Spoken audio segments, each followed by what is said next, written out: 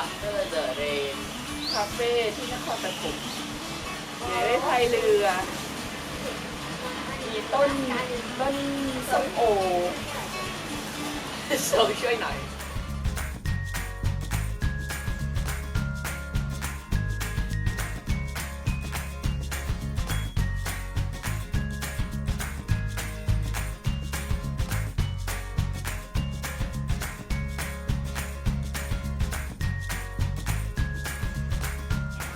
ไปแล้ว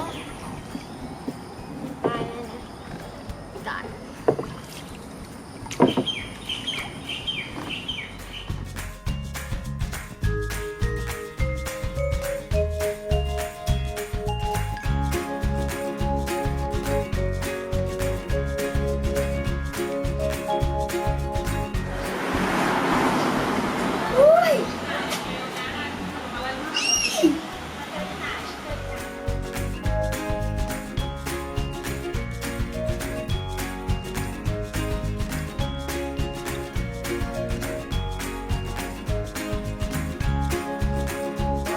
นี่เป็น Village Farm to คาเฟ่เป็นฟาร์มเมลอน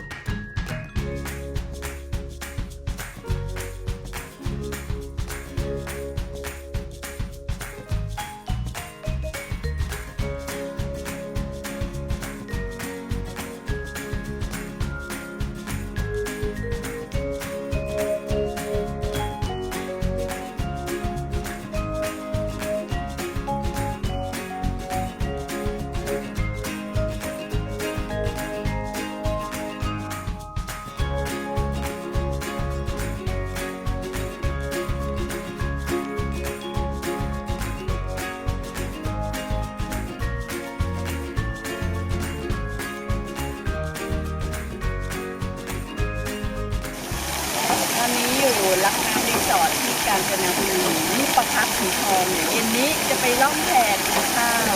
ที่เขื่อนศรีนครินทร์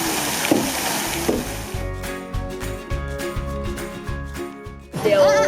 จะล่องแพไป1 ชั่วโมงน้ำลึก10 เมตรเดี๋ยวล่องไปกินข้าวไปอาทิตย์ตกต้นยิ้มนะถ้าเรายิ้มเลย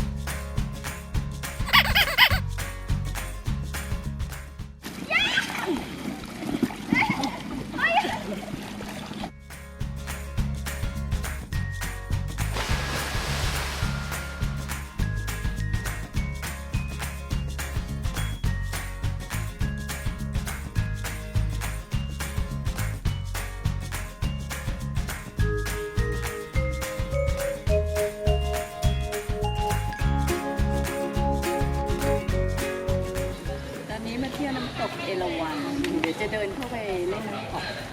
ไม่รู้จะเดินถึงชั้นอะไร